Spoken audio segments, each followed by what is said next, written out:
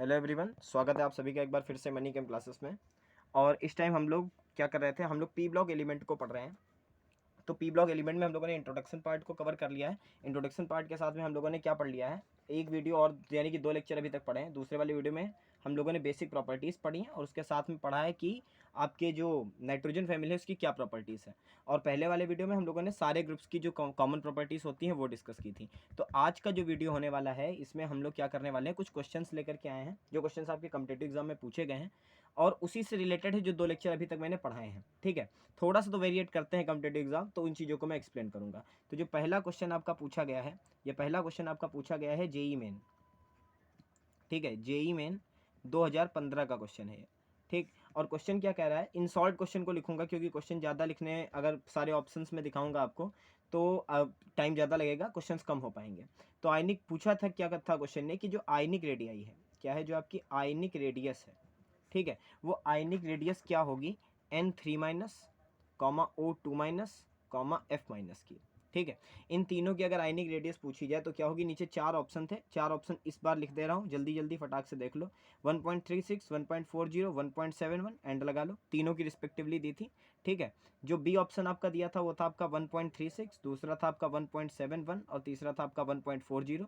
जो C option दिया था वो था आपका 1.71, अगला था 1.40 और एंड लास्ट वाली कौन सी हो गई आपकी 1.36। या पूछा था डी ऑप्शन आपका सही आएगा, यानी कि 1.71 कॉमा 1.36 एंड आपका कौन सा हो गया 1.40। इन चार में से कौन सा ऑप्शन सही है। तो बच्चा कंफ्यूज क्या हो जाता है कि वो ऐसे क्वेश्चन को देख करके सोचता है कि मैंने वैल्यूज तो एंगस्ट्रॉन्ग में याद ही नहीं की, जबकि इसकी जरूरत आपको पढ़ने वाली है नहीं। ठीक है, जब भी आपको क्या देखनी हो, जब भी आपको कौन सी देखनी हो रेडियस, आयनिक रेडियस देखनी हो, तो आयनिक रेडियस ऑफ किसकी देखनी हो, डिफरेंट आयन की। Ionic radius of different ion, तो डिफरेंट आयन का मतलब अलग अलग आयन, जैसे यहाँ पर दिए हैं नाइट्रोजन पर 3 माइनस, ऑक्सीजन पर 2 माइनस और फ्लोरीन पर 1 माइनस। तो सबसे पहले चेक करो, सबसे पहले क्या चेक करो कि कहीं वो आइसो इलेक्ट्रॉनिक तो नहीं है, कहीं वो आइसो इलेक्ट्रॉनिक तो नहीं है। Iso electronic means they have same number of electron, same number of electron. तो देखो यहाँ पर सेम नंबर ऑफ इलेक्ट्रॉन कैसे चेक करेंगे, नाइट्रोजन पर 3 माइनस, ऑक्सीजन पर 2 माइनस, फ्लोरीन पर 1 माइनस। तो नाइट्रोजन का एटॉमिक नंबर 7, इसका 8 और इसका 9। तो 7 में 3 माइनस मीन्स 3 इलेक्ट्रॉन ऐड हुए ना, तो इसके पास भी कितने इलेक्ट्रॉन है 10।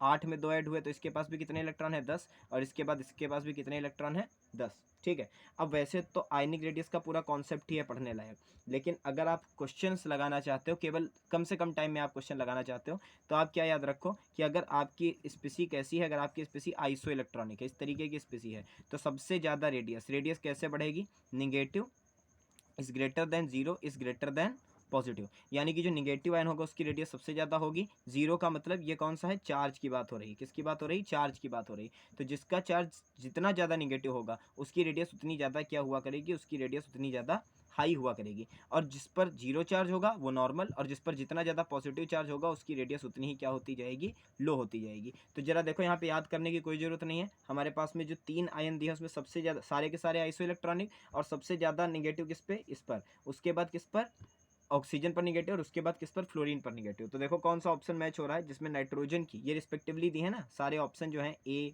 बी सी, ये वाला डी और ये वाला सी, तो रिस्पेक्टिवली है इधर से लेके इधर की तरफ। तो देखो सबसे ज़्यादा किसकी होनी चाहिए, नाइट्रोजन की, तो सबसे ज़्यादा नाइट्रोजन की यहाँ पर तो देखो गलत दिया हुआ है, यहाँ पर भी गलत दिया हुआ है, यहाँ पर 1.71। उसके बाद सेकंड नंबर किसका आना चाहिए, सेकंड नंबर O2 का आना चाहिए था। ठीक है, उस पर 2 माइनस है, तो यहाँ पर 1.36 पहले दिया है, 1.40 बाद में दिया है, जबकि 1.40 पहले होना चाहिए।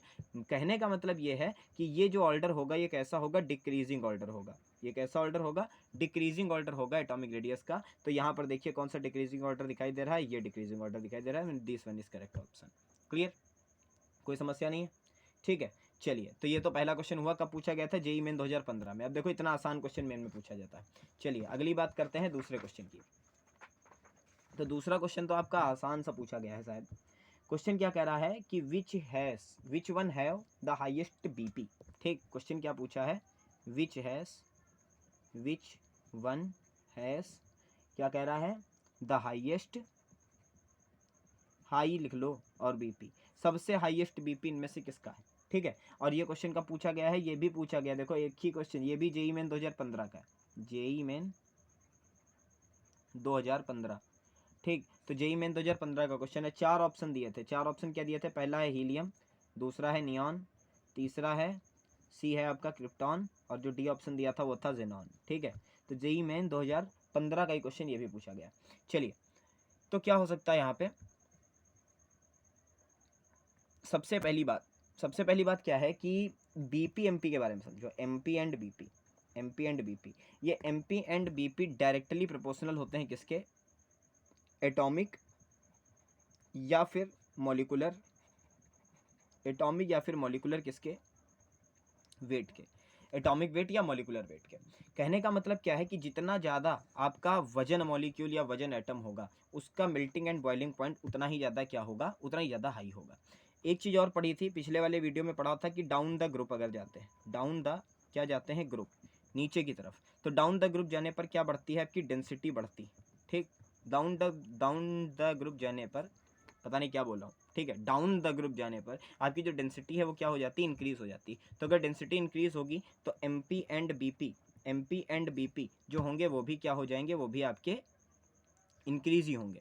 ठीक, तो वो भी आपके इंक्रीज होंगे। तो देखो भाई यहाँ पर क्या दिया हुआ है, 4 ऑप्शन दिए हुए हैं, तो 4 ऑप्शन में कौन सा होता है, ये होता है ना group, helium, neon, argon, krypton, xenon और रेडॉन। तो जैसे जैसे डाउन द ग्रुप हम आते जाएंगे, वैसे वैसे हमारा एमपी और बीपी भी क्या होता जाएगा, इंक्रीज होता जाएगा चीज़ों का। कई जगह पे वेरिएशन है, ऐसा नहीं कि हर जगह पर ये चीज़ लागू होती है, हर जगह पे नहीं, एक्सेप्शन बहुत है केमिस्ट्री में। बट हाँ, अगर इस वाले ग्रुप की बात करें तो ऊपर से नीचे की तरफ अगर हम लोग बढ़ रहे हैं, ठीक है, तो एमपी बीपी हमारे क्या हो रहे हैं, इंक्रीज हो रहे हैं। तो इनमें से देखो हीलियम सबसे ऊपर है तो सबसे कम होगा, उसके बाद में किसका होगा, नियॉन का, उसके बाद किसका होगा, क्रिप्टॉन का, सबसे बाद में किसका होगा, जेनॉन का। तो this one is correct option, ये सही आंसर था आपका।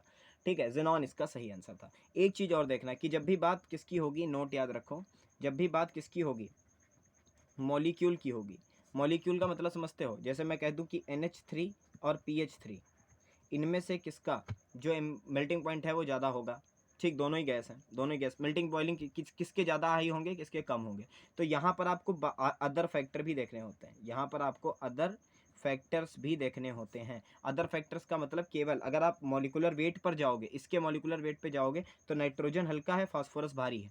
ठीक है, तो देखने में लग रहा है कि नाइट्रोजन हल्का, फास्फोरस भारी, हाइड्रोजन तो दोनों जगह सेम है, तो इसका मॉलिकुलर वेट ज़्यादा है, तो इसका एमपीबीपी ज़्यादा होना चाहिए। बट ऐसा होगा नहीं, किसका ज़्यादा होगा, NH3 का ज़्यादा होगा और PH3 का कम होगा। रीज़न क्या होगा इसका, रीज़न हो जाएगा हाइड्रोजन बॉन्ड।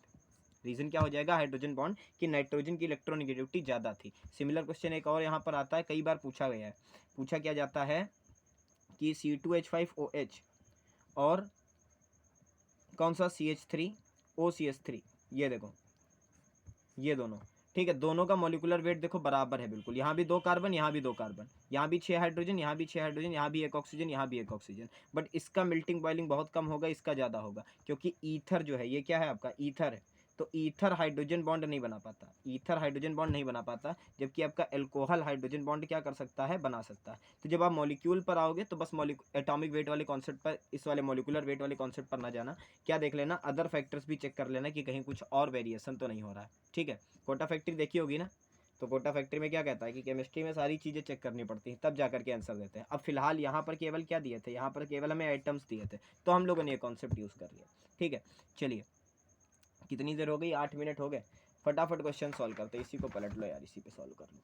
अगला कौन सा आ सकता है, अगला क्वेश्चन आपका पूछा गया है जेई मेन 2016 का, जेई मेन 2016 का क्वेश्चन है। ठीक, तो क्वेश्चन कह क्या रहा है, क्वेश्चन कह रहा है कि the species in which the nitrogen atom in a state of sp hybridization. ठीक, तो केवल सॉल्ट में लिख दे रहा हूँ क्वेश्चन। क्वेश्चन पूछा है कि in which of the following an atom is sp hybrid. ठीक, पूरा बोल दे रहा हूँ, सुन लो क्या कह रहा है क्वेश्चन जो पूछा गया था, कि the species in which the N atom is in state of sp hybridization is. ठीक है, तो कहने का मतलब था 4 चीज़ें दी थी, पूछा था उनमें से किसमें का नाइट्रोजन एटम किस हाइब्रिडाइजेशन पे है, sp हाइब्रिडाइजेशन पे है। तो सबसे पहले नंबर पे तो क्या करो, सबसे पहले नंबर पे स्पीसी देखो दी कौन सी थी, तो पहली दी थी NO2 प्लस, दूसरी दी थी आपकी क्या, NO2 पर माइनस, तीसरी दी थी आपकी NO3 माइनस। नाइट्रोजन ग्रुप पढ़ने जा रहे हो और फटाफट से देख लो, ये सारे क्वेश्चन बढ़िया है, काम आएंगे आगे। अगला था NO2।